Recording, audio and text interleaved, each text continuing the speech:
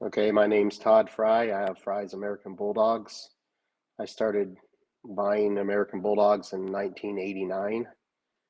I've become close friends with several people. Matt Boyd is one of them. Unfortunately, Jose Lopez just passed away a few days ago, so um, he was a great tribute to the American Bulldog family, and we will miss him.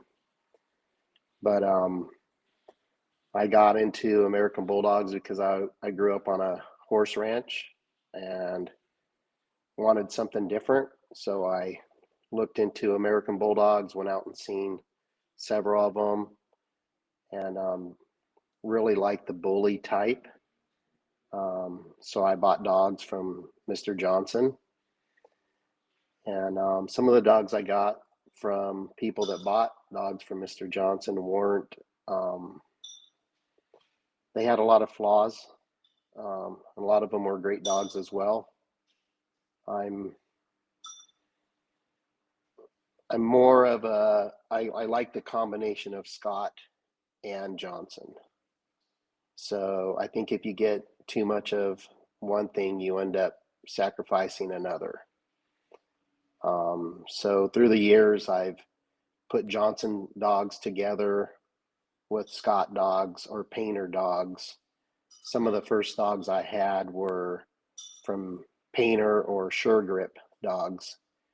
Um, they were extremely athletic, but just didn't quite have the look that I wanted. I wanted that bully face with the tight muscle with a big rear. So we bred quarter horses growing up, and my grandpa always taught me to look at the legs on a horse, horse racing, stuff like that. So I wanted to find dogs that were that had the foundation of being no problems, good hips, good joints. So I started working on that kind of stuff first. And then there was a lot of skin issues I found with buying outside dogs, ichthyosis, ick. People, abbreviate the name. So I looked into, it's definitely genetic. I've seen dogs that had ichthyosis that people bred that their pups would come out just fine. But then 2 litters later, all your pups have it. So I've seen that. People think that they can get away from that, and they might with one breeding, but it'll show up. Um, I had the pleasure of growing up with a veterinarian, Dr. Bert Greenwell, which did a lot of studies with OFA um, with hips, and they found over 10 years of breeding Rottweilers, Dobermans, Labs, that when two dogs bred with hip dysplasia were bred together, you definitely got more bad hips. But they did studies with dogs that carried, all these dogs carry that gene.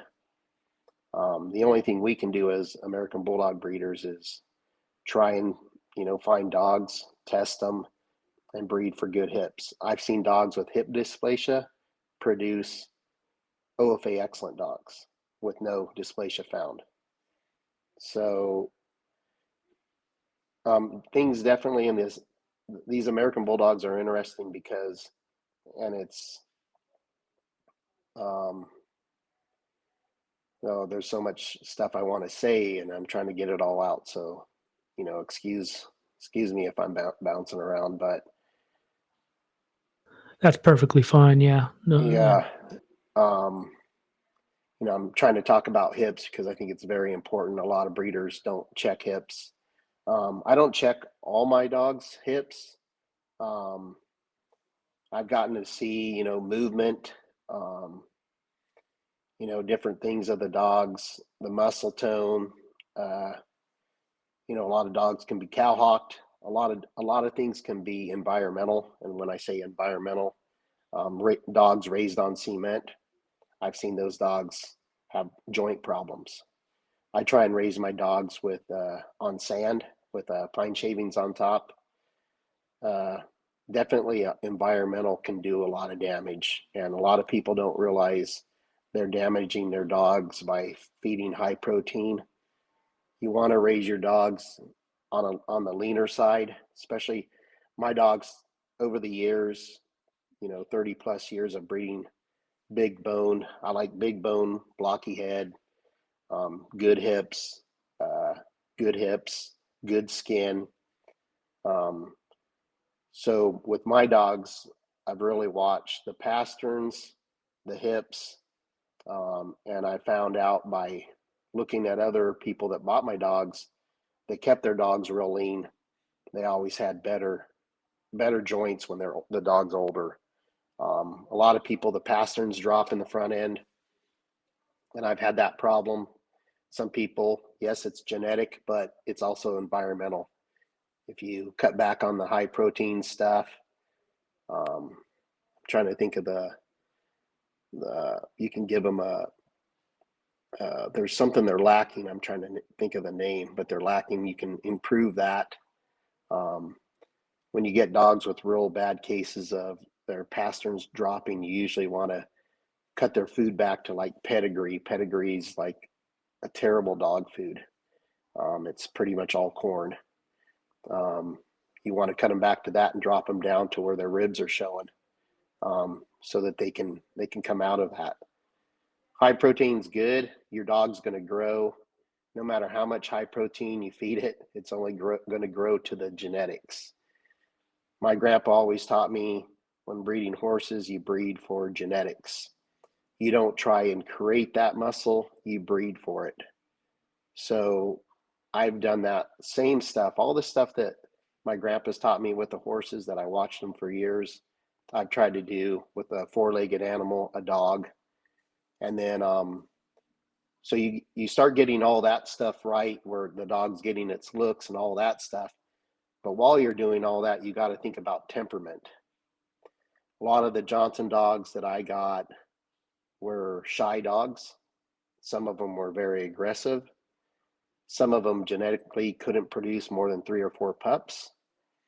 Um, I know with studying some genetics that happens from, line breeding, different things like that, you start losing, reproductive stuff, fertility. So I think it's best, you create your line, the kind of dogs that you want, and then you find dogs that will complement your line. So that's kind of what I've done. This has been a hobby. I love the dogs. I've tried to get out of it several times. I've always had an American Bulldog. I've just enjoyed them. Um, I've raised 3 sons, and I've never had a problem. I've had people call me that bought my dogs. There's going to be those problems with the dogs at a certain age, 8, 9, 10 months old. They get a little cocky, and you kind of got to put them in their place. A lot of these people treat their dogs too much like humans. That said, in the dog world, there's alpha dogs. You're supposed to be alpha, so you got to put them in check here and there. And if you don't do that, you will have a problem with some of these dogs. I've taken a lot of dogs that people called me, this dog's doing this dog's, growling over his food or whatever. And it just took a little bit of dominance and being sure of yourself and letting the dog know you won't tolerate that. I've rescued a lot of American Bulldogs. I'm showing you my hands. I've been bit several times by dogs that were abused, dogs that I rescued. And usually within a month, they're a completely different dog. Unfortunately, sometimes when you don't take care of these problems, the dog is ruined. And that's a sad thing. So you got to be real selective. I've been real selective with fixing dogs like that, to where sometimes I couldn't trust them. And I found people that, wanted to use them strictly for guard dogs. That way they could have a good life. What else would you like to know? I'm trying to think of stuff to talk about. Well, yeah, with let's. my program, I've mentioned it a little bit about looks. I mentioned that, I like big bone. I like good hips, like those studies with UC Davis. That's who did the evaluation on the hips for 10 years in the studies. I've seen it all. I've seen dogs. I've seen basically what Bert told me is that when they did breed dogs with bad hips, both of them, you definitely got more of the litter with bad hips. And I'm sure that would decline, get worse if you kept doing that. But I've also seen, and he's seen, dogs that were dysplastic. If you imagine a little D for dysplastic, or carrying the gene, and a big D for completely dysplastic, most of these dogs carry that gene that can happen. And there's different parts of the hips that can go bad. There's the sloppiness. The arthritis is basically have a dog dysplastic. Dogs carry that just like people.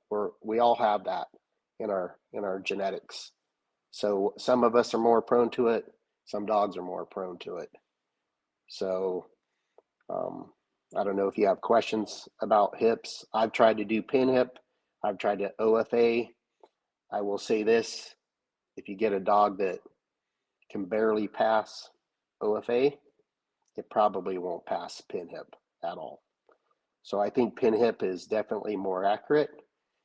OFA is more about the bone structure and the joint, and it's 3 vets that have been certified with a little bit more experience as far as other vets that they can do an OFA evaluation, and they send that, your vet will send that into the OFA. You'll get a score, not a score, but a pass or fail. You'll get OFA fair, OFA good, or OFA excellent. And when I started, it was very rare to see an OFA excellent. Matt Boyd produced a lot of OFA excellent. I produced a couple OFA excellent dogs. Pin hip wise, I produce a lot of dogs with 0.21, 22, 0.44, 0.44. I produce some bad ones. Unfortunately, it happens. And those you just fix them and move on and try and figure out where that came from. So whether you do a repeat breeding, I've had dogs, brothers and sisters that were raised on sand or out on the dirt, being normal dogs. They get a great pin hip score. I've had dogs that were raised on cement. They got like a 0.56, 0.57, and they didn't pass. They already had arthritis in their hips. So when I talk about environmental, people really need to think about environmental, what they're doing, because a lot of these breeders want to feed the dog, and they're destroying the joints. So it's really important. And how I know this is 30 years plus of going to everybody that bought dogs from me. I go and look at the dogs 2 or 3 years later, or even a year later, and I've seen it. I've seen the dogs, brothers and sisters that were raised as family dogs on floors that were soft, and I've seen dogs that were just raised in a kennel on cement. And the dogs on cement, most of them were cow-hocked, turned out. There's no forgiveness on cement. Imagine if you walked on cement all day long, what your legs, it would definitely break them down. So you imagine a heavy dog that someone's pouring tons of protein into, probably not getting the exercise that he needs. Other than, compare that to a dog that's running around out in the field with a farmer or on a farm or just being a family dog. Its chances are definitely greater to have problems. And a lot of skin issues too are environmental. I've had people call me, this dog has, bumps all over its skin.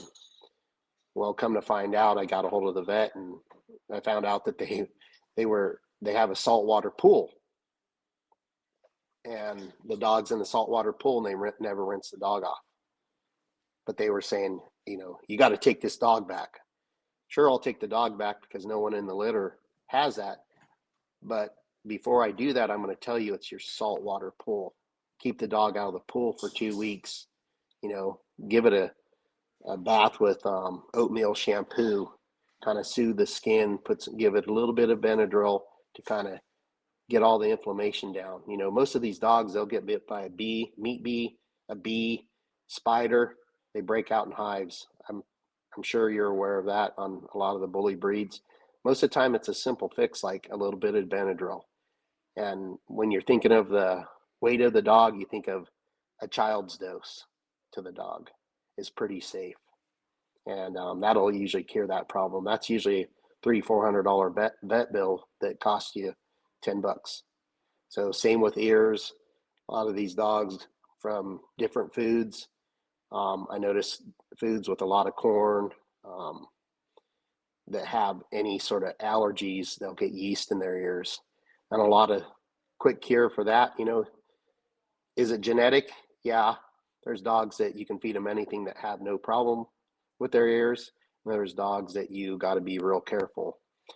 Is that something that you're going to not breed? I think you look at the whole dog on all these cases. You look at the whole dog and see what does that dog have to offer. Um, I've had a couple dogs that had problems with their ears. You use monostat. Monostat, you know, that's yeast. Cures it real quick. Or you can use peroxide, betadine, kind of a flush, and that usually clears it too. Again, it's environmental usually, food or what they're around. Seasons can do that. So you'll see your dog shaking its head. It could be just a buildup of wax. I've had that happen too, and that's where the peroxide comes in. Peroxide will help flush that out. Okay, so yeah, first of all, bad hips is, you know, mostly genetic. So, and you can look at it in several different ways. I mean, there's how tight the hips are, which pin hip gives you a score on. And you can have dogs that are a little bit loose, like after 0.05 or, yeah, or 0.50, excuse me. You know, that's borderline. But if there's no arthritis there, I'd probably use that dog depending on, you know, you look at temperament and body structure and bone and whatever, if you really like that dog. As far as like breeding a dog with bad hips, I don't think I would breed any dog with bad hips. Um, but I've seen people do it. Unfortunately, they didn't know at the time. And, you know, they produced some dogs with excellent hips out of that litter, and then found out later on the dog had bad hips. The mother had bad hips, but the father was really good. But that's part of this whole thing of skipping generations, because two breedings from there, you're going to get dogs with probably a lot of bad hips. And it was because of that. So when you talk about testing these dogs, I think that's number one, most important, because we're definitely, the more testing we do, the less likely we're going to have these problems. So don't misunderstand me. You know, I'm just talking about 25 years ago. A lot of people didn't do testing, and I think it's great that everybody's testing. But I've also seen, you know, I've gotten a dog back that was on borderline. I think it was 0.56 and 0.52 or something like that, but it had arthritis in the hips, which is hip dysplasia. So that's a guaranteed failure. That dog is now just a pet, and that's all he would be good for, is a pet, which would make a great pet. Most people would probably never know that he had bad hips because he moved around great. He's a beautiful dog, but I would never breed him. I've always tried to breed dogs that have good hips. In fact, I bought a female that was a daughter of a Ranier, and her hips score pin hip was like 0.2122, I think, because a lot of the Johnson dogs that I was adding into my dogs, I was starting to get sloppy hips. So, and just because your dog is well muscled up in the rear end doesn't mean it has good hips. So I've bought a lot of dogs back east for their muscle, and I won't name names because I really don't like to talk bad about other breeders, even though they do about me. unfortunately, a lot of those dogs haven't been tested. And I've bought dogs from people on numerous occasions where they just lied. When you're buying a dog, especially a mid-sized dog, that's young adult, you really want to get good pictures. You really want to get a video of the dog moving. I've had a lot of these bulldog breeders through the years really fool you on buying a bad dog. Um, I've had a lot of dogs that the people thought that they were just terrible dogs, and I bought the dog and it turned out to be more than what I have ever expected. So I don't know if I covered enough about hips because I'm kind of getting off that subject, but um, when I say environmental, I mean I've seen dogs that should have had great hips be ruined by their environment. Um, you sell a litter and you watch that litter grow and you talk to all those people. And I've gone out to a dog that was in a kennel and it was cowhocked, turned out, dropped in the pastern. That's what I mean by environmental, because that was the only dog in that litter that had that issue. And the guy was feeding it super high protein dog food. So that's what I mean to all the new people out there that want to raise a good dog. It's best to keep them lighter, especially on the bigger dogs. So I hate doing it. You want to feed that dog and get a big head and all this stuff, but don't worry about that. That'll come genetically. So, and that's, my grandpa, he had mares that looked like stallions, and we'd pull them off out of the field, clean them up for a week or so, and take them to the halter classes, and they'd, best in show. That's confirmation. I'm not saying I'm all about confirmation, but confirmation for breeding, I think, is very important.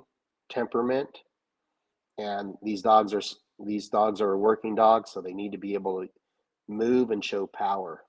And one of the biggest things that was most impressive is how these dogs can jump. Certain dogs takes a little bit of training to get them to jump, but once they unleash that and you work on that, you'll see the power of some of these dogs. It's very impressive. So American Bulldogs, they tend to get all their height in the first year. I try, when they're getting all their height, that's when I keep the dog the lightest. Like, you need to be able to see at least 3 ribs. And that's hard to do, like I said, because I like to keep my dogs fatter, especially in the winter. But once they get past that 14, 15 months old, then you can start adding the food. And a lot of these American Bulldogs will start popping. When I mean popping, their heads will start blowing up at around 9, 10 months to 12 months, 14 months. That's when they can really change. They will really change. So during that process, you still want to keep them light, but I definitely try and give them good food all the time. I don't feed a lot of high protein dog foods. I've tried them, several of them. Right now I'm feeding the Tractor Supply. Well, I was feeding, the one that they just banned, Victor. Been feeding Victor for years, but they just put a hold on it. They had some salmonella or something in there. So they pulled it all off the shelf. But now I'm feeding the Tractor Supply. I'm trying to remember the name. One of the best dogs that I've used is Taste of the Wild before a dog show. That will definitely make a older dog look better, meaning add some quality muscle. But I wouldn't suggest feeding Taste of the Wild to a puppy. Maybe a little bit here and there. I'm kind of a mixture, but I wouldn't feed it pure Taste of the Wild. If you're definitely having skin issues, Taste of the Wild usually can cure that. It's pretty clean dog food. I believe it doesn't have, the ones that I've used, they don't have any wheat and stuff like that in there. I've seen dogs at 2 years old look completely grown. And depending on how much Johnson's in it or how much Scott's in it, I've seen them really change by the time they're 3 years old. I've also seen dogs that, topped out at 18 months old and they didn't really get a whole lot different, except for a lot of these American Bulldogs. What I've been trying to do, you get a dog that's too wide in the chest as a puppy, they tend to have where their elbows roll out as they're an adult. So there's a happy medium with picking these dogs when they're puppies. You get a puppy that's got a real exaggerated chest. Not all the time, but sometimes those elbows can roll out. So you got to watch that. The cowhawk stuff. I've seen a lot of dogs become cowhawked because of food, or because of what they're on, like cement. I haven't had any dogs with, dogs that were really cowhawked. Every once in a while, you'll get a little turned out. Um,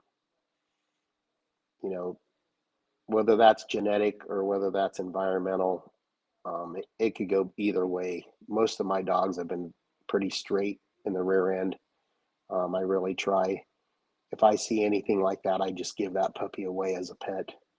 So, and I make them sign a contract that they're gonna, not breed it, and the dog will be spayed or, fixed for that part. I've had dogs at 2 years old, their head double in size. So it's all on genetics, like the Oranje line. Everybody knows Champion Oranje. His pups, from what I've seen, because I've had his daughter and I've produced 4 litters with her, those dogs have grown and grown at between 3 and 4. I got pictures of Oranje when Matt Boyd owned him. He didn't look like much of a dog, but he just got better and better and better. But a lot of people haven't really been able to reproduce him because he's a mixture of dogs. And that's what's hard is, I talked before about, I know this, I've had a lot of painter dogs mixed with Johnson dogs. You'll usually get a really big head.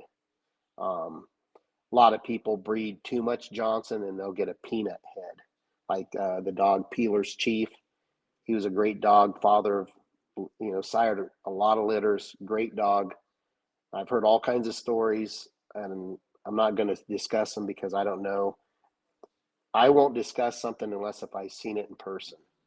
But Peeler's Chief had a peanut head, but when he was bred to outcrosses like Scott or standard females, really blew up the heads. So when I started, I bought dogs that were the combination of both, and I put those dogs together. But I would tend to keep more of the bully type dogs through the years. You get too much bully, you start getting problems with breathing. I've been very lucky. I've bought a few dogs that had real problems breathing.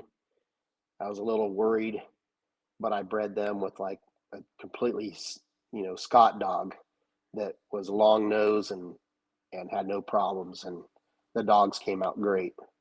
I think breathing issues, I've seen a lot of dogs have that issue. Breathing is definitely very important. The dogs will overheat in the summer. So imagine yourself if you had you were just born that way. So I think breathing is very important. That's something I'm sorry that I didn't talk about earlier. A lot of these dogs that are real bully can have it, but I have bully dogs that don't have it. So, but I've also bought dogs that were bully and they had it, and I worried about breeding to another bully dog because I was worried that you're trying to produce great pets for people. People want their dogs to live a long time. My dogs have been living 10 to 16 years, and that's pretty good. Considering my male dogs are running 110 to 150. People think that I love big dogs. I do like big dogs, but I don't breed for it. Veterinarian that I discussed earlier, Dr. Greenwell, he said, well, Todd, you've been breeding these type of dogs, these big bone blocky dogs for 20, 30 years now, your dogs are bound to get bigger. So that's kind of what's happened to me is my dogs have just gotten bigger over time. I bought, what was her name? Her name was Katie. She was a Robinson dog, I believe. She was 60 pounds. I bred her to a 120-pound male. She had all of her puppies just fine, and those pups all came out to be males were over 120 pounds, and the females were 80 to 90. I got some females now that I co-own a lot of dogs. I've given dogs to friends, and I say co-own because if they ever breed them, we share the pups, and I usually pick the male to breed to. So I have a lot of that out there where my name won't be on the dog, but it actually came from what I did. And that's another thing. I do want to bring up something that really bothers me about the American Bulldog world. You sell a dog, I sell puppies, and I'm not doing this again for money. It's my hobby. But I've sold dogs, and I always put Fries. My last name is Frei, Frei, apostrophe S for Fries for just the kennel name. People always take that off. I have dogs that I've bred, named Fries Tug, for instance. I've bred him to females that I owned, dogs 2 or 3 years old. He was sold, and the guy changed his name. To me, that's just not right. These people buy these dogs, and they want to take credit for what someone's done for 30 years. Whether it's credit they want to take or whether they just want to change the name, I get that. You buy a dog and you want to call it its own name, that's okay. But when the dog's 5 years old and you're calling it another name that it was called for 5 years, you know what? And I don't want to say too much because I don't want to offend anybody. But you buy a dog that's named, Fry's Tank, and then you're calling the dog's 4 years old and you start calling it Cody. I guess that's your right. You bought the dog, but is that really fair for the poor dog to be called a different name? So I think about stuff like that. That kind of stuff really bothers me because I love these dogs. Then they go and they change the papers, which I don't think is right because as newcomers, you're looking at pedigrees. Everybody's into pedigrees. Well, you got to stop some of that to a point because a lot of these dogs, their pedigree's wrong. I can look at dogs, and for instance, my dog Fry's Meatball, bred him to several dogs. I saved over 100 straws of semen. I think on pedigree databases, and I'll blow this guy out for changing the name because he's been a pain in my ass for a long time. He changed the dog's name to Ken's Meatball. Well, if you look at the background, you'll see it's all Fries behind that dog, or my good friend Stan Bray. So when you're looking at pedigrees, what I'm trying to tell you is don't rely on just pedigree. Look at the dogs, try and find pictures of those dogs. If you're really a person that studies pedigrees, you need to look at the whole picture. Don't look at just what's in writing. And a lot of times people, and I hate to say it, they breed dogs that aren't American Bulldogs, and then they register them as American Bulldogs. I know that a lot of people have accused me of that. I can honestly say I've never done that. There's several people that have tested my dogs, and they come back 100% American Bulldog. I've been trying to produce black dogs. I've been doing it for years. My black dogs have some of the biggest bone out there. A lot of these black dogs, you'll notice, will have really thin front legs, something that most American Bulldogs don't have. I don't know where that comes from. I got a few ideas. I don't really want to share those ideas, but I don't think all these dogs came from somewhere. I think if you're really trying to, you know, do good by the breed, try and keep, try and do it the honest way. And it took me 10 years to start getting black dogs. And just by luck, sometimes it happens. So from, me and Matt Boyd to discuss this, I used to call Matt all the time, asking him questions like this. And, old man Johnson, we got to give him a lot of credit. He and Mr. Scott and some of the other guys out there like Painter, Johnny Powell was another guy that I really respected. I never got to meet him, but I bought some dogs off Powell Jester. But um, there's like the old Southern White stuff that you heard of, and the Johnson dogs. That I think back east, the dogs were used as a working dog like they're supposed to be, and they were used for hog catching. And I know that it was documented that I think the dog's English bulldog that was used was called High Hopes Chance, that Mr. Johnson used to kind of get some more blood, different blood in there. There's been discussion that, a short haired St. Bernard was used in there. Whether that's true, I don't know. I wasn't there.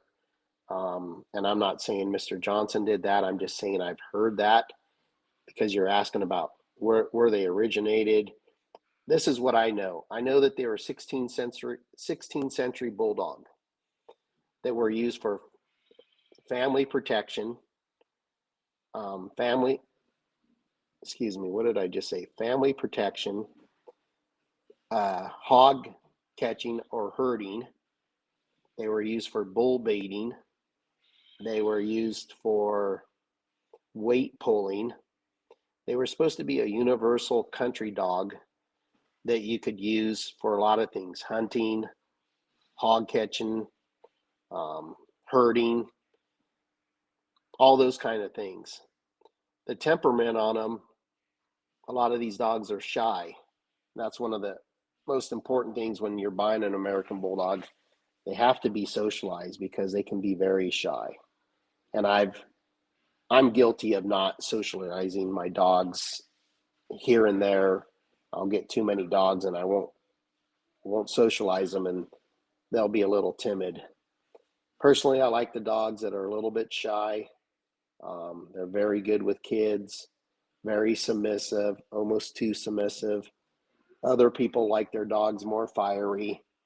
For family dogs, I like them to be a little more, a lot of the Johnson dogs that I picked that I bought were a little, more of a family dog. I know that Mr. Scott bred his dogs for more hog catching, running all day, performance dogs, ring sport. I think that's great. Everybody, Vito Alou, I don't know him, personally, but we talked over the years here and there. I respect him a lot. Vito Alou, people talk things about him, but I mean, he's a man that loves the dogs. So I have nothing but respect for him, but he breeds a little different style than me. I breed more blocky bully stuff. But that's the thing about these dogs is everybody, you can kind of go your own way because there's so many different styles. And that's what I think draws a lot of attention to these dogs is you can look at one American Bulldog and look at another one, and they almost don't even look like the same breed. Whether that's good or bad, I don't know, but I think the combination of these dogs complement one another. So I've kind of worked on my own thing, and I've added in these colors here and there, and I've gotten, chocolate dogs, and, people are really getting into color. But I always tell everybody, I don't breed for color, I breed for conformation and temperament, um, and the dogs to be sound. Uh, I don't know if I answered your question about where they came from. Um, that's what I know about the American Bulldogs. We have to give all the credit back to Mr. Johnson and Mr. Scott and guys like those guys. So we have a bully class and a standard class. Some people say it's the Johnson class or the Scott class, depending on who's putting on the show. I've judged a few shows and apprentice judged, and I have to I always have to grab the breed standard. You have to pick for what the breed standard is when you're doing the shows. So, like the black dogs I have today, if you got rid of the black, they would look just like an American Bulldog. Same with the chocolate. I think I've sent you a couple pictures. I think a lot of people now are breeding, shorter American Bulldogs that are in the standard. My dogs are way too big for the standard. I think my average female is 90 pounds. My friends have one that weighs 130. She looks like an American Bulldog, but she's huge. How she got that way has just been consistent with breeding big dogs. I definitely want to breed for the standard, but I do like big dogs, so my dogs have just gotten bigger. And I haven't shown in a while. I'm not really showing my dogs, although some of the dogs I've sold have been in shows and they've done well. I guess to answer your question about standard and whether they're this type of dog or that type of dog, is it a good thing that my dogs are bigger or this other guy's dogs are smaller? I think I'm more about the love of the dog, the breed. I love the breed. I love their temperament. American Bulldogs, they're a dog that wants to be your companion. I've tried other dog breeds. I've had some oldies. They were, they've used several dogs to create the oldies. So some dogs have a certain temperament, and some dogs I've seen them kind of fiery, and I've seen them mellow, and then I've seen them act just like an American Bulldog, and I've seen them act more like a English Bulldog. I really like the American Bulldogs because they're loyal. They want to be next to you. They always want to be touching you. Some of these other dogs tend to not want to do that. So when I'm buying an outside dog and bringing it into to breed with my dogs, I'm kind of looking at, if I already got the look, I'm really looking at it, trying to get a better temperament. So a lot of my dogs, like I said earlier, can be pretty submissive, but they're big. So I've been trying to buy dogs lately that they're a little more confident. But when you do that, you can get too much confidence. So there's a happy medium with, like I said before, you get too much of something, you can have a problem. You don't have enough of something, you can have a problem. And I think that's what's kept me in the loving this breed is I'm constantly trying to breed for a better dog. And I've gone up, I've gone down, I've plateaued, and I've gone down again. And lately I've had some pretty nice dogs. I just haven't shared them with the world. I'm not into, I learned real quick that not a lot of jealous people out there. I'm trying to be more of a Christian and love everybody. And I'm trying to just be about the dogs. So if you want to talk to me about dogs, I always tell everybody, pick my brain. I'll tell you what I think. What I think might not be right, but it's what I know. And I only say stuff that I know works. So a lot of these people now, something I wanted to talk to you about before we had this interview is I thought about a lot of American Bulldogs that are stillborn. You can save those puppies. I'll have a litter of 10 and probably 4 or 5 of them are stillborn, and I've been able to get them going. A lot of people when pups, I did this myself when they were born and they were dead. I didn't know how to revive them. So before you have a litter, call someone like me and let someone educate you on how to get a puppy going, or watch YouTube. There's a lot of YouTube stuff out there that'll tell you. Or I've had a lot of bad experience with bottle feeding puppies, so now I tube feed them. So if you're really wanting to get into the dogs, my suggestion is ask. I have no problem sharing what I know, because I only want you guys out there to produce great dogs. So, and if I can be a part of that, I'm happy with that. All the people I've given dogs to, they come to me for advice, and I tell them, I don't know everything, and I'm trying to learn. 89 to now 2023, 34 years or so, and I'm still learning something new. So, talking about a lot of these dogs out here have entropia or different problems with their eyes. I see them posting pictures and the dogs just got really bad entropia. Entropia is something that skips around on this breeding these dogs. Would I breed a dog that I knew had entropia and that I fixed it? Yes, I have. It's in about 15% of the breed. It just depends on how great that dog's temperament was, how good his hips were, overall dog. Eye stuff is pretty easy to fix, so it's not like it's going to kill the dog.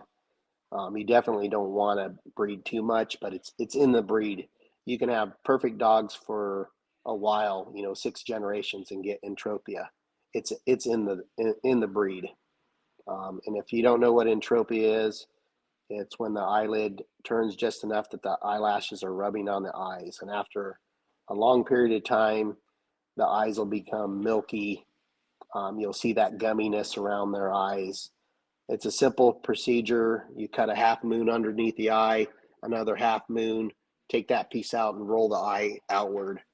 And that'll usually fix it. Sometimes you have to go in. I've actually done the operation myself, with a veterinarian standing next to me, because we've rescued a lot of dogs with that. And I went to vet school for a little while, so I got the pleasure of doing some of that, and I have pretty steady hands.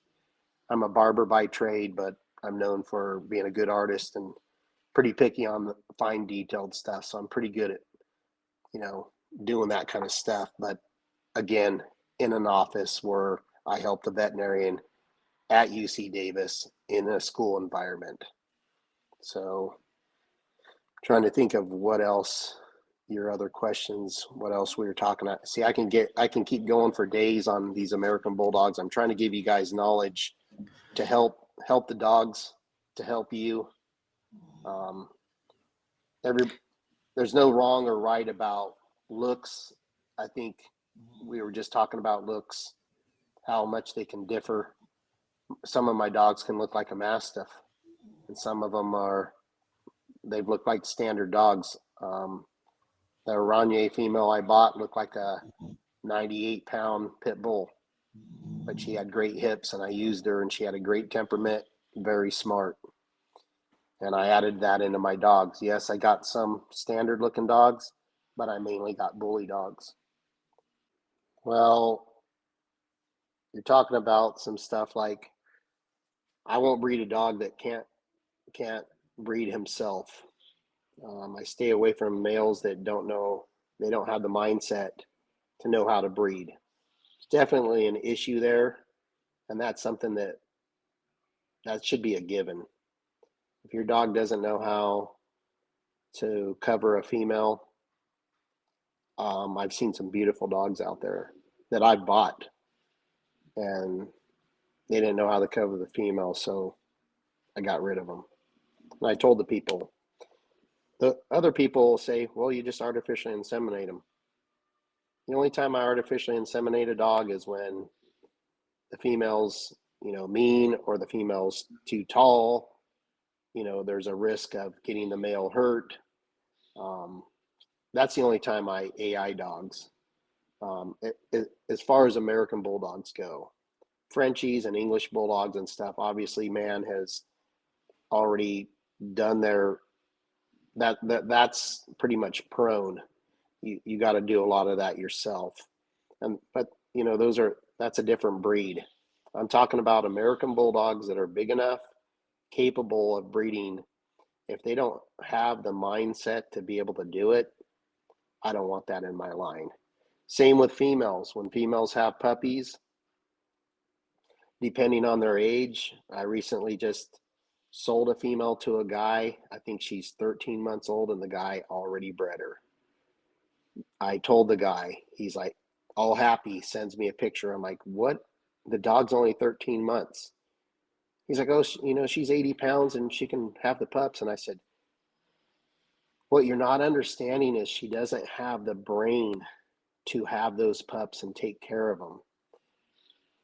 I would say 2 out of 10 females would be able to take care of their pups. She's probably going to take care of have those puppies, be scared of them, not want to nurse them, and you're going to end up tube feeding the whole litter. I hope that doesn't happen, but that's a definite possibility. Get back to females. If a female's 18 months or the 2 years old, that's usually when I breed a female, because they'll be 20 months old when they have them. Same guy, Dr. Greenwell, he said, you decide to have a female that you're going to breed. You breed her when she's younger. You have a couple litters, quit breeding her, see how those pups turn out. Maybe breed her one more time. And if she's exceptional and recovers just fine, no problems, that's another thing too. If you breed a dog and a female and she falls apart, you don't breed her again, because you're going to produce other females that are going to do the same. And that's just not right. It's too hard on the dog. It's just not right. You want to breed females that have 6 to 20 pups, females that have good genetics, females that are good mothers, create females that are good mothers. Males that can cover, they're going to, create males that can cover. So you can spend a lot of people say, man, how did you raise 16 puppies? Well, dogs that I bought that only had 3 or 4, I fixed them and sold them as pets. Their reproductive system was not the greatest. And, I've talked to people. I didn't make my evaluation on just that, my breeding. I called people that had the mother, and I'm like, how many puppies did the mom have? Oh, she had 2. So those are things that I've tried to do. You're talking about what kind of stuff I'm doing. I genetically want to have sound dogs that can produce puppies, that can cover females, that have a great temperament around kids, because I'm a family guy, that are loyal, that have no skin problems, that have no jaw problems. Like a lot of these dogs have rye jaw. Have I produced a couple rye jaws? Yes, I have. I don't know where it came from. It just popped up. Have I produced a dog with skin problems? Yes, it popped up. Do I make sure to fix that dog and tell the owners I'll give them another dog? Yes, I do. If someone has a genetic flaw, I give them another dog.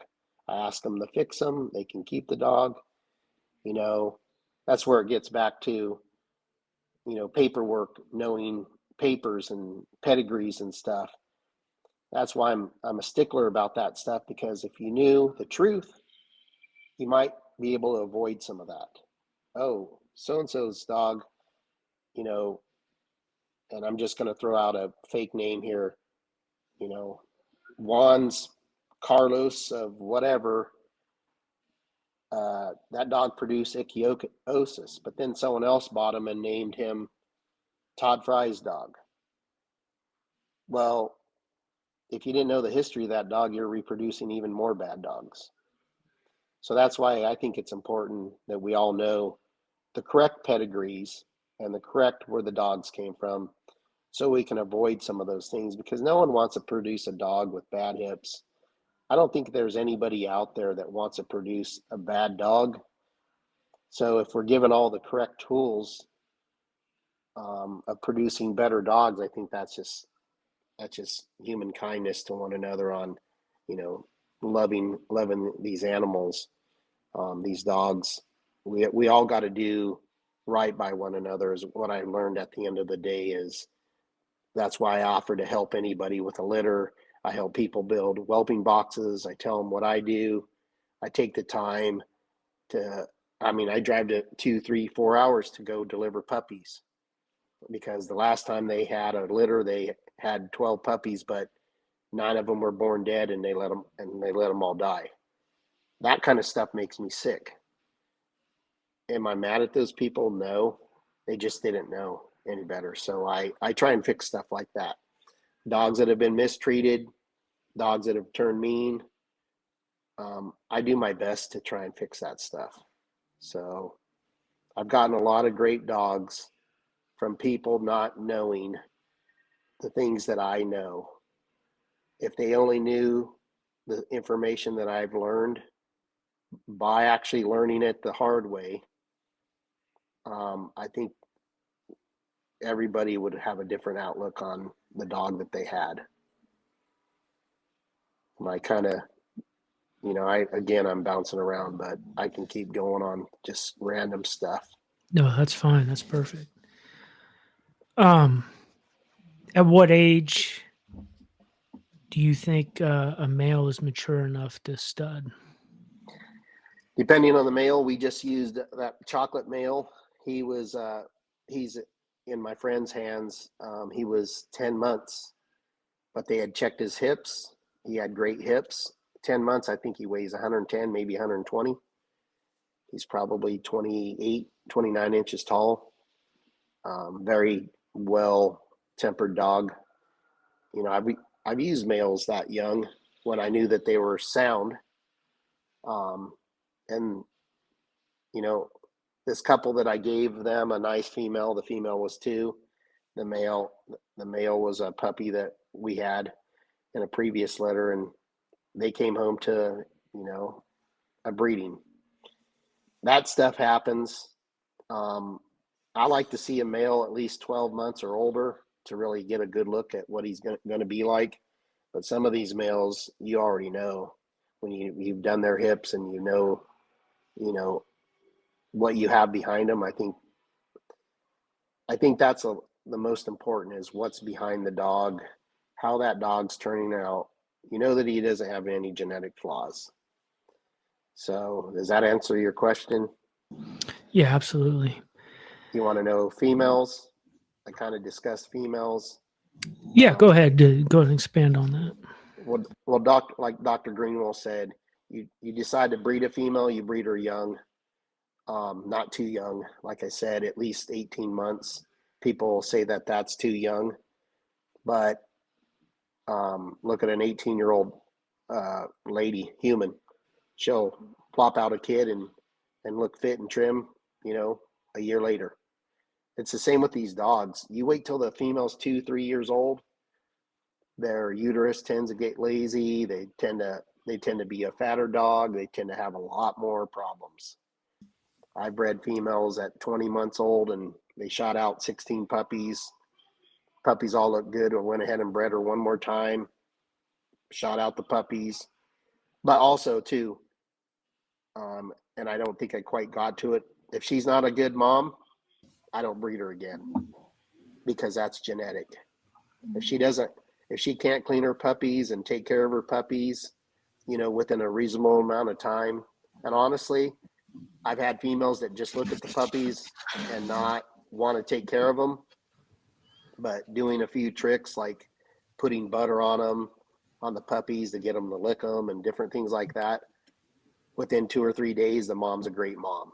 A lot of times when they first have them, they're scared, just like humans. You're scared. You don't know what's happening to you. Sometimes it takes that helping hand of laying there next to them for 3 days, teaching them how to be a mom. And I've had probably 80% of the females that had no idea what to do when they had puppies, after 3 days, they were excellent mother. So don't give up on them. But if after a couple of weeks they're still not being a good mom, I usually just spade those females, because they're, and then I tell people too, their mom wasn't a good mom. My opinion is I wouldn't breed this dog. So if you're planning on breeding her, I wouldn't buy one from this litter. I'd buy one from a female that's proven to be a good mother. So that kind of stuff has made me successful with having big litters through the years.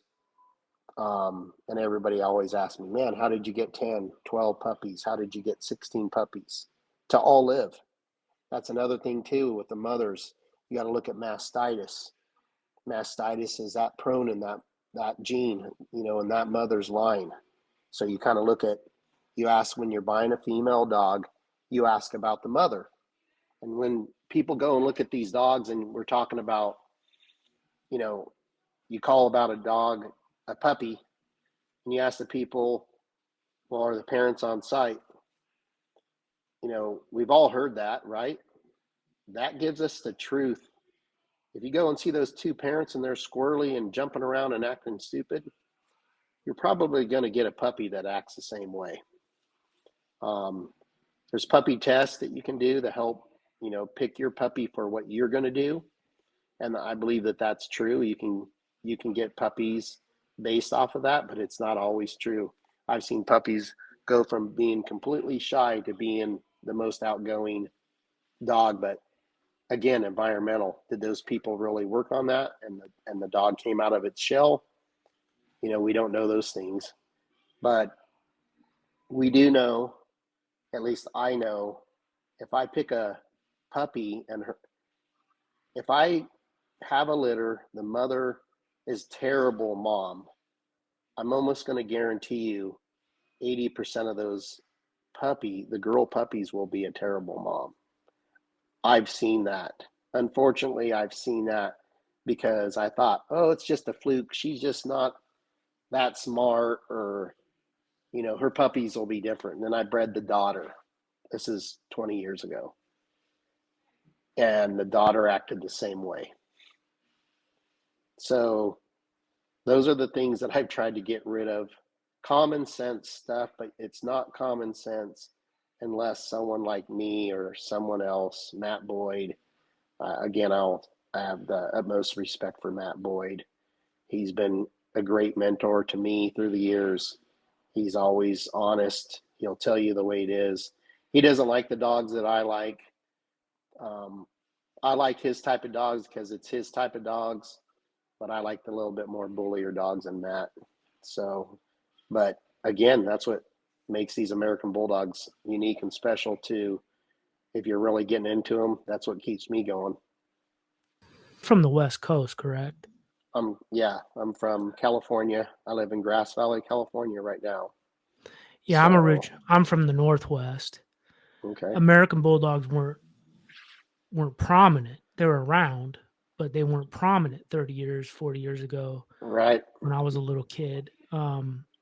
They had, when I was getting into it, they mainly had Scott dogs out here. Yeah. And I'm one of the first people, Jose Lopez too, Matt Boyd, that, brought dogs that were bully from back east, back here to here. You asked me why I sought out American Bulldogs when I was a kid. An kind of a relative, not really a relative, but we called him an uncle. He had a American Bulldog crossed with a Staffordshire Terrier.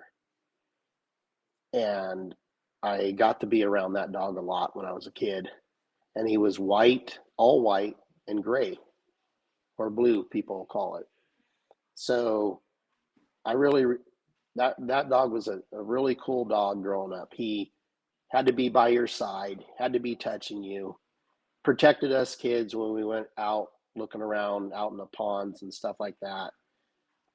Other dogs come around and he would, go after the other dogs, but then come right back to us. Basically protected us. He was our buddy. So I think when I was breaking horses, riding horses, and showing horses, I got enough money to go look, and I come across the Sure Grip dog, Kyle Sims, and I bought that dog. And I was promised the world with that dog, but the dog was probably one of his reject dogs. But I still love the dog, and he had entropia, and I had that fixed. I actually did the surgery on it. Bert Greenwell taught me on him, and but I never bred that dog. Then I bought a couple other. I decided to buy some Johnson dogs from some people back east. I think Powell, what was his name? Johnny Powell, I think is who I bought some of my first dogs from. And then later on, I bought dogs from his nephew or maybe even his son. But back here in California, there was a lot of Painter and Hines, little 50, 60-pound females,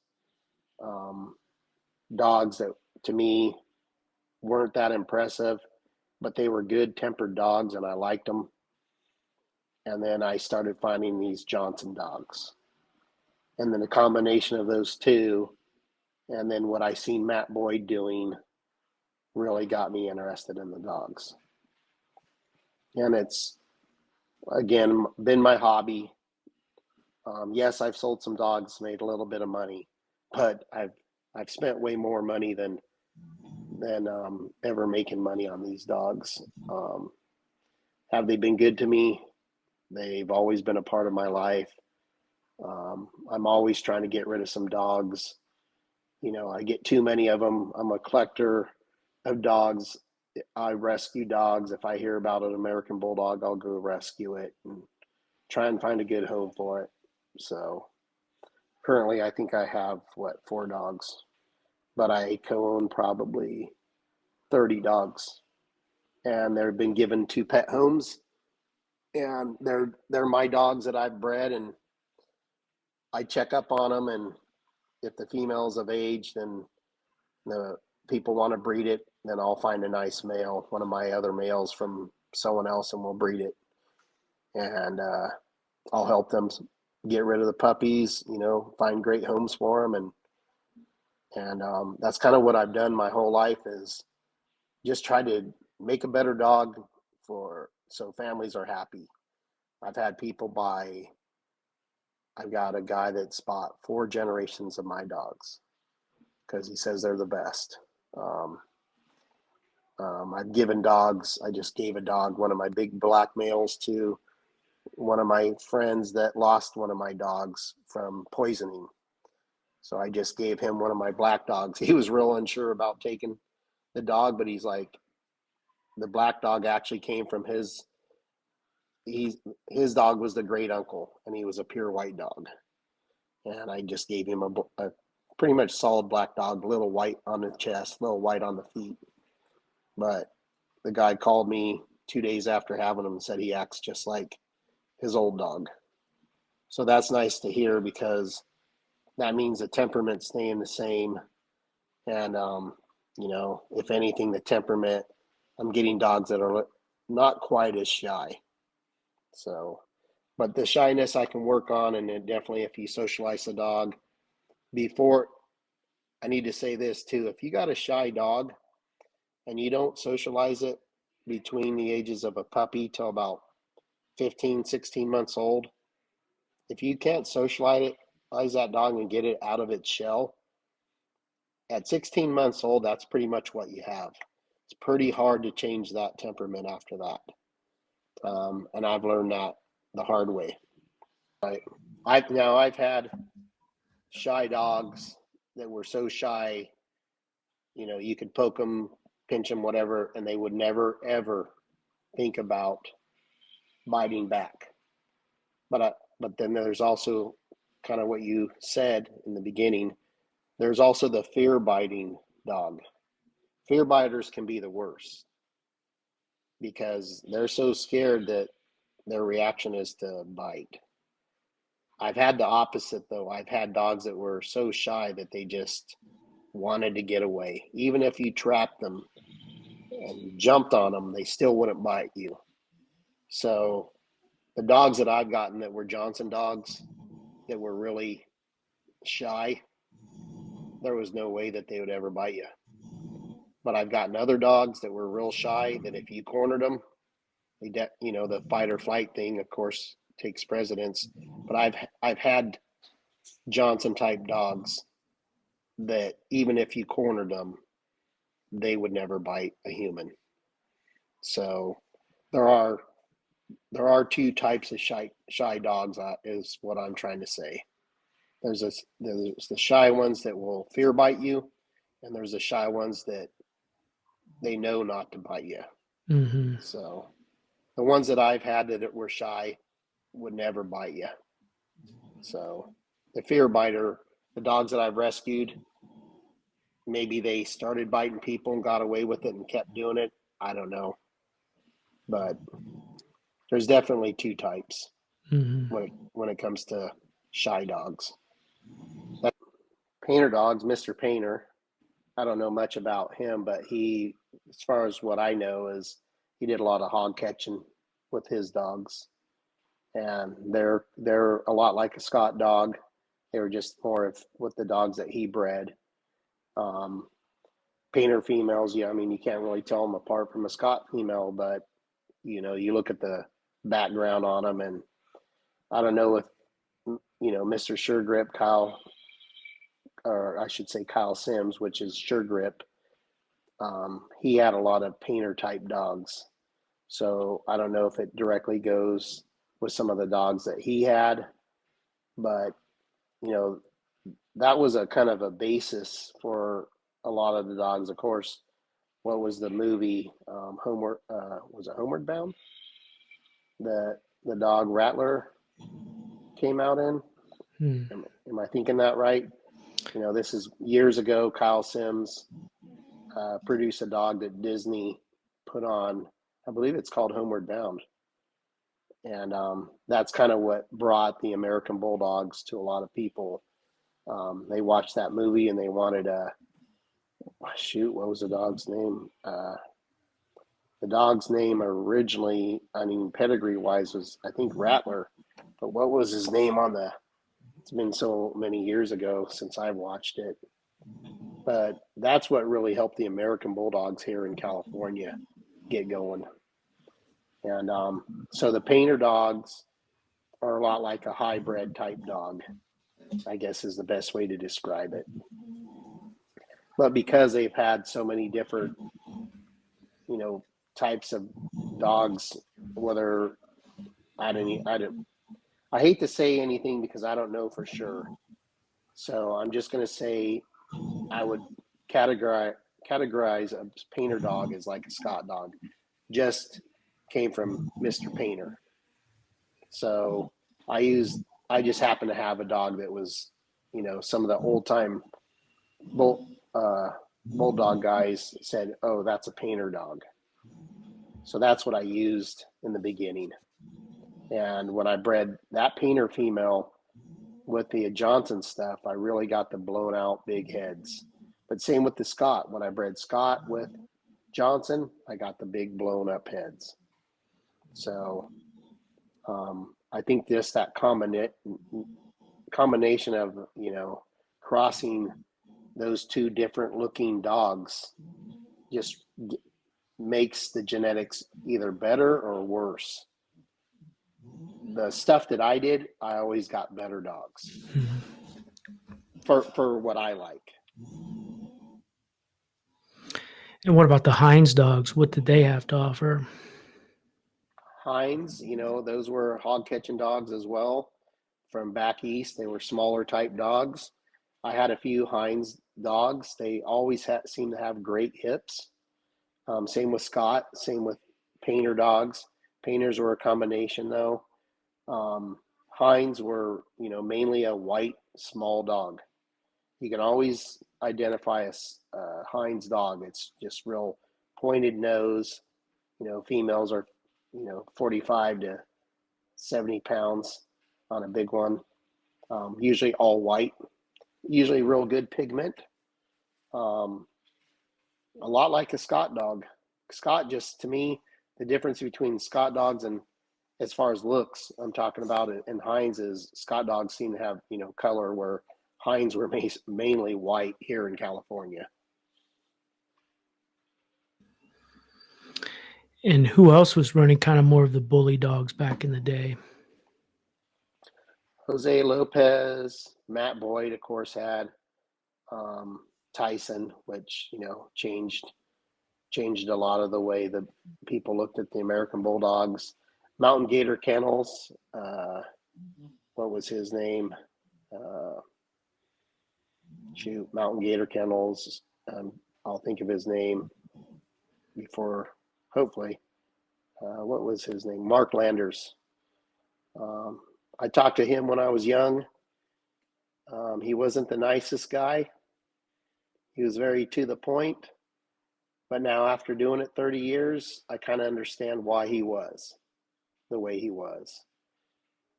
Johnny Powell, the American Bulldog book, Blackwell was a big part.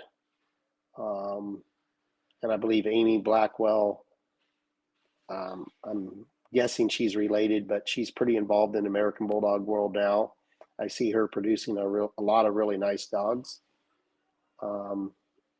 I've talked to her through social media, but I don't really know her. But I'm guessing she's part of the Blackwell family because that's her name. I don't know if they're the same people, but I'm just guessing. I don't pay a lot of attention to social media, so I'm a guy that just kind of does his own thing.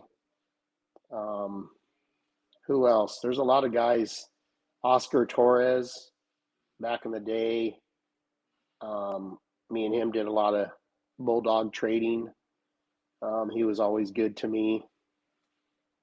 Trying to think of who else. Rich Harris has been around a while. He's been good to me through the years. Doug Kennedy has been around a long time. I haven't had the best luck with Doug, but I'm not going to say why, but he's been around a lot. He knows a lot. Who else? As I mentioned before, Matt Boyd. Trying to think of all the people. My good friend, 25 years in it, Stan Bray. He's a Christian, and me and him kind of do our own thing. He's got several of my dogs, and I've had several of his dogs through the years. We've never exchanged money. He's been a great guy to me. He kind of stays to himself as well. Something about showing, you get into showing, and a lot of these, I've been voted president of a certain club and right away resigned because they were trying to tell me what dog I was supposed to pick as the winner. I'm not into that kind of stuff. I'm not into politics. I'm not into kissing anybody's rear end. It's hard for me when I've judged shows because I do have to follow the standard. I've seen through the years that people pick for their own personal preference instead of for the standard. I got several friends that are AKC judges, and I've learned from them. I used to judge horses, so you got to go by the standard there too. So I see a lot of dogs recently that have been winning that I would not want to represent the American Bulldog breed. So. And why is that? The males look like females. They don't have enough substance. These dogs are supposed to be big, a decent size, have thick bone, withstand, direct kicks to the front legs. From, let's say they're chasing a steer and get kicked, they shouldn't break, if they're doing, ring sport type work where the dog's jumping up and down on agility course. Some of these finer bone dogs, they get hurt. I did a lot of Schitzen training in the beginning too. I learned that, that wasn't for me. I see the reasoning behind it. Mentally, you find out real quick with your dog what kind of dog your dog is, whether it's got the correct temperament. Um, but when you start getting they're picking these dogs that look like a female dog. Um, I don't particularly care for that. Um, the dog should be distinct, masculine looking male, and the female should be the same because she's a bulldog. I've had a lot of nice females that look like males that won every time because of their look. So I do think female dogs should have that feminine look, but also have the substance to be able to hold up, and if you're using them out, as a working dog. Some of these fine bone dogs, those dogs don't hold up. They break their legs, they hurt their ankles.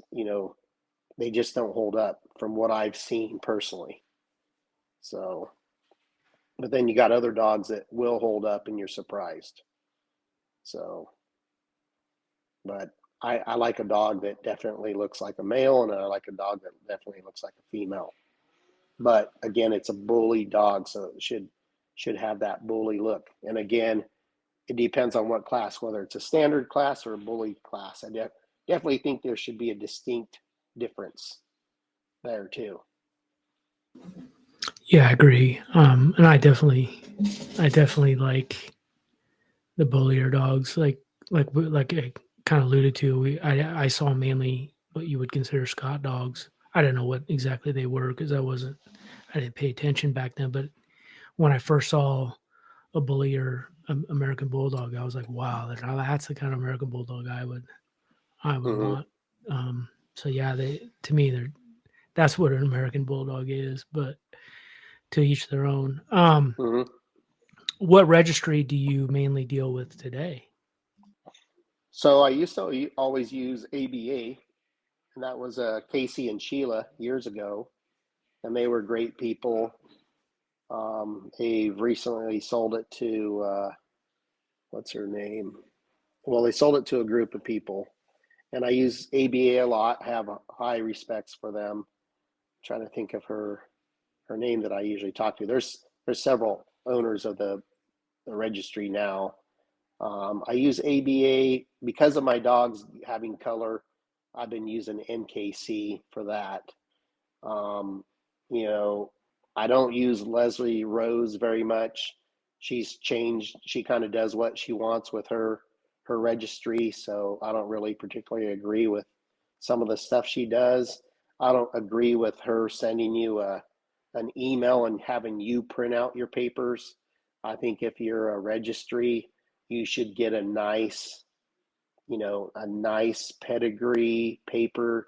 You should get when you're paying for to register your dog, you should get a nice paper, you know, your paper sent to you, not it through the email, and you have to print it out on any piece of white paper. I don't agree with that. So there's a lot of registries out there. I use UKC a lot, United Kennel Club. I've used them all really. You buy dogs and they're UKC. UKC is very professional. They got their papers on real nice paper. I think that's important. ABA, they're real nice people, and you get nice papers. NKC, their papers are kind of weak, and a lot of people say NKC, National Kennel Club, you can get any dog registered. I personally not aware of that. I only registered dogs, but maybe you can. I don't know. Like I said, I stay with just what I can control, and I do me, and I breed for what I like. I don't really breed for what I think other people want. I'm always trying to make a better dog. So sometimes you breed and you think you're going to get better, and the dogs are kind of cocky, and and they're a little bit too much for the average owner. I want to be able to produce American Bulldog that looks good, moves good, lives a long time, breathes well, has good skin, and is great with kids. That's what I'm trying to do. Yeah, my kind of bulldog. Yeah. Where do you see your program in 5 or 10 years? Are you hoping maybe your boys will take some of the stress off of you? Yeah. I'm honestly trying to get down to just a few dogs and do breedings here and there that help people. I've been really into the black dogs. Even thought about opening up my own registry for black dogs and having them DNA tested to make sure that they're black American Bulldogs, going back 5, 6 generations. So I'm into that.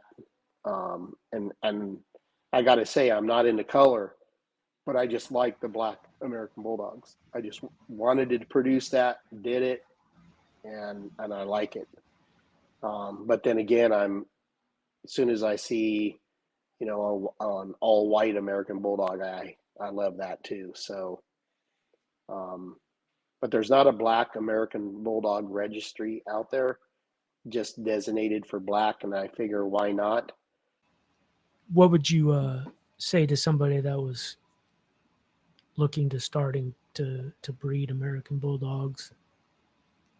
I, What would be some of the advices that you would have for them to kind of stay away from some of the pitfalls and then kind of the modern problems that you see on social media and stuff with hmm, dog breeding and all that? I would say don't claim to be a know-it-all. Get educated from people that have been in the breed a while. Don't right away put your name on a dog that you produced. Give it a few years. Like, I didn't put my name on any of my dogs for probably over 5 years. All these new people, they go buy a couple pairs of dogs, and as soon as they have a litter, they put their name all over it. So I wouldn't do that until you learn more, have more, you know, experience, messing around with breeding. I would keep your mouth shut to certain people because people backstab you like crazy in this breed. Any other, same with the horses, same with other things that I've done. I was a bodybuilder for years. It's the same thing there. I think anything with high stakes, people try and put you down. So be a good person. Think about the dogs and don't care about what people think. People will make you mad in this breed and make you want to quit. I've been there. I've tried to quit. There's been a few times I had no dogs, and then all of a sudden I have 10 dogs. So, and they were all my dogs that just came back to me for some fluke. Through the 30 some years, these dogs always come back to me. They've always been something that I needed. Um, Try and make it about the dogs. If you're really getting into the dogs, talk to people. Don't buy a dog without seeing a video or sending it to someone like me to tell you, educate you about, well, did you see that dog's, back leg is crooked, or did you see this, or did you see that, or just really talk to someone and get yourself educated, because my grandpa used to say you can raise a mule, never make a dime, or you can raise a horse that's going to make you millions. Which one do you want to raise? So, not that we loved all animals and we would keep the mule just the same, but if you're going to get into this for trying to produce better dogs, don't buy a mule.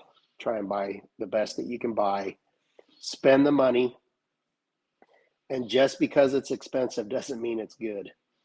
Um, I've sold dogs for, half the price to people because I knew they didn't have money.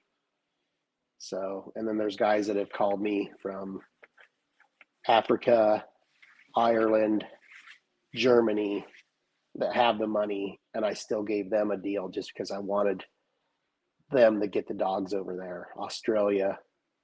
So, but then there's guys that are just jerks when they call. I've had NFL football players call me, name your price, and I've sold dogs for, pretty good money. Just really do your, you know, just really do your homework on trying to figure out what dog is going to fit you and your family. I would say I've never done an interview like this. I'm sorry if I'm ranting and raving about this and that. Um, if you guys have questions for me, you know, my find me on Facebook, Todd Frei, Frei. Uh, just ask me questions. I'm more than happy to receive a text from anybody. I don't care if I know you. I'm willing to help you when it comes to dogs. So, and there's lots of people out there like me that just want you to have a good dog. There's a lot of people in this game that just want to make money. I'm not into it for the money.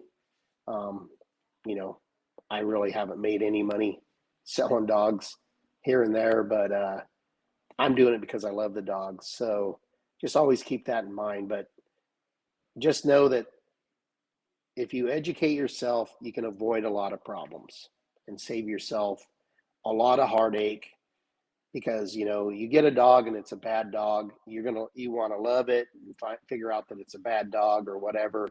That really hurts to get rid of that dog or have to put that dog down at an early age. I bought several dogs that the people promised me from out of state, and the dog came and it wasn't even the dog that I bought. So go with people that you might know, or that's been doing it a long time and they got a good reputation, um, and get something in writing. My problem is I grew up doing handshake deals. You shake someone's hand, look them in the eye, and you make the deal. That's People don't honor that anymore. Get it in writing. If you buy a dog from me, I'll give you a receipt, and I'll tell you if the dog doesn't work out, something genetic happens, I'll replace the dog for free. So might not be in 6 months. It might take me a year, but I'll give you another puppy. So, or it might be 2 days later, I find out I'm having a litter over at my buddy's house, and get videos of these dogs that you're buying. Videos show you a lot. Have someone like me look at it, and there's things that I can spot out in videos that you would have never even thought. Save yourself some money. I bought 4 dogs before, and all of them were bad. So, and I bought dogs from fake people too, and never got the dog. So, kind of look people up and make sure that you're getting what you want. Make sure you're getting what you're paying for, and kind of keep your opinions to yourself, because you start talking to the Bulldog community, and it'll get around of what kind of person you are. If you're bad mouthing this guy, you're probably bad mouthing that guy. And when you get to me, I'm not going to want to talk to you. So if you're one of those people that just runs your mouth, I usually don't talk to you. Consider joining our Patreon community to access exclusive content, early releases, and personalized experiences. Subscribing not only supports Sean from the Bulldog Social Club, but also connects you with a community of like-minded enthusiasts. Whether you enjoy Sean's interviews, appreciate creative processes, or desire exclusive perks, your subscription plays a crucial role. Click the link, subscribe, and be a part of this journey with us. Do you enjoy listening to audio podcasts like I do? Consider joining the Bulldog Social Club Spotify membership. For a limited time, it's only $1.99. Get early releases and personalized experiences. Subscribing not only supports Sean from the Bulldog Social Club, but also connects you with a community of like-minded enthusiasts. Whether you enjoy Sean's interviews, appreciate creative processes, or desire exclusive perks, Your subscription plays a crucial role. Click the link, subscribe, and be a part of this journey with us.